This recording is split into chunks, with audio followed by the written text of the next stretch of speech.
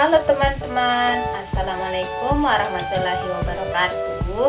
Shalom, Om Swastiastu, Namo Buddhaya, dan salam kebajikan. Saya Ismawati dengan NIM 2005 1150 1018. Saya berasal dari kelas BSIB. Nah, pada kali ini saya akan menceritakan tentang kisah dongeng karya saya sendiri yang berjudul Syifa yang Cerdas dan Tayo yang Malang. Nah, teman-teman pasti penasaran kan bagaimana kisah dalam dongeng tersebut. Saya harap teman-teman bisa menyimak dengan baik ya. Di sebuah kampung tinggallah sosok anak perempuan yang cantik dan cerdas. Namanya Syifa. Guru-gurunya sangat sayang padanya. Bahkan ia sering diikutkan dalam lomba membaca dan mewarnai. Namun, di sisi lain, banyak teman-temannya yang iri padanya. Sehingga pada suatu hari, Syifa dicaci oleh teman-temannya. Saat jam istirahat, Syifa sering terlihat murung dan kesepian di taman sekolah, memegang bekal yang dibawanya dari rumah. Syifa tidak punya teman, maka dari itu ia tidak pernah ke kantin untuk membeli jajanan. Oh iya teman-teman, Syifa ini sekarang sudah duduk di bangku kelas B Taman Kanak-kanak Aisyah. Nah, kira-kira umur Syifa ini berapa? Hayo, siapa yang tahu? Ketika berangkat sekolah, Syifa sering diantar oleh ayahnya menaiki sepeda tua berwarna biru sambil menyanyikan lagu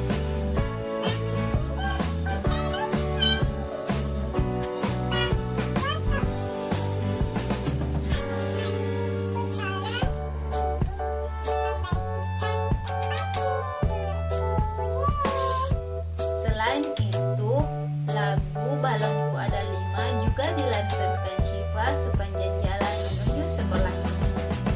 Namun, lain halnya ketika Syifa pulang dari sekolah. Suara tangisan Syifa, anak nakal yang sering membuat Syifa menangis, bernama Tayo. Tayo merupakan anak laki-laki yang memiliki warna kulit coklat gelap. Sebut saja Tayo merupakan anak laki-laki bertubuh gemuk dengan kulit hitam. Ketika pulang sekolah, Tayo dengan usilnya melemparkan botol minumnya hingga mengenai kepala Syifa. Sontak Syifa menangis. Tetapi teman-temannya bukannya membantu Syifa, malah menertawakan Syifa.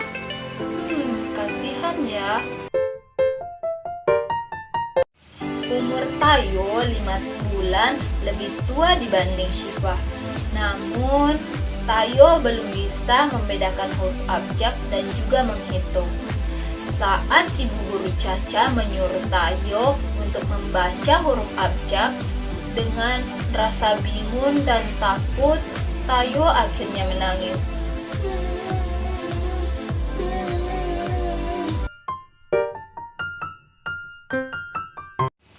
Pada suatu hari, ayah Tayo membelikan sebuah handphone bermerek pada hari ulang tahun Tayo dengan menitipkan pesan kepada Tayo agar rajin belajar, membaca, dan juga menghitung, agar Tayo bisa melanjutkan pendidikan ke tingkat sekolah dasar.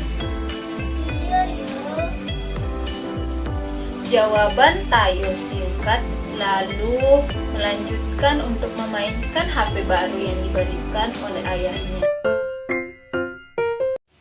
Singkat cerita, sepulang sekolah, Tayo tidak pernah belajar dan mengerjakan PR yang diberikan oleh ibu guru Caca. Hingga pada akhirnya pada suatu hari Tayo memilih untuk memainkan game yang ada di handphonenya dan tidak melepaskan baju sekolahnya. Akibatnya, pada malam hari ketika ibunya pulang dari bekerja, ibunya bergegas untuk mencucikan baju seragam sekolah milik Tayo. Hingga pada suatu hari, baju Tayo tidak kering dan ia memakai baju tua yang berukuran kecil. Namun, karena badannya yang lumayan besar, baju dalamnya terlihat di sela-sela kancing bajunya. Akhirnya, Tayo dicaci dan diejek oleh teman-temannya. Rasakan itu, Tayo. Dasar gendut, kata suruh sama banget.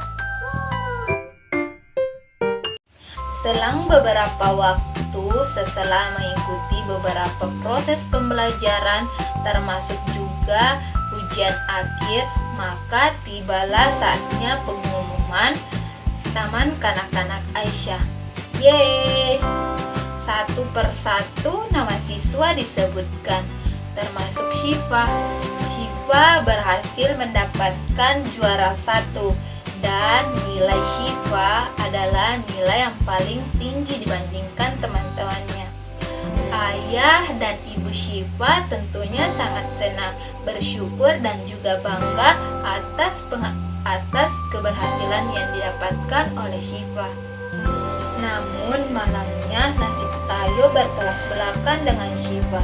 Dengan rasa berat hati untuk kali ini gurunya memutuskan bahwa Tayo belum lulus dikarenakan ia belum bisa membedakan huruf abjad dan menghitung. Hal ini terjadi karena sepulang sekolah Tayo selalu bermain handphone dan tidak mengerjakan tugasnya. Malamnya. Nah, oke teman-teman, dari kisah cerita dongeng yang berjudul Syifa yang cerdas dan Tayo yang malang dapat disimpulkan 2 amanat di dalamnya. Yang pertama, sebagai manusia kita harus saling menghargai dan menghormati satu sama lain dan tidak menaruh dendam terhadap orang lain. Yang kedua, mengabaikan PR dan memilih untuk bermain handphone, maka itu bisa merugikan kita, utamanya kita sebagai kaum pelajar. Oke teman-teman, sekian cerita dari kisah dongeng yang berjudul Syifa yang cerdas dan Tayo yang malang. Semoga ini bisa memberikan nilai-nilai kepada teman-teman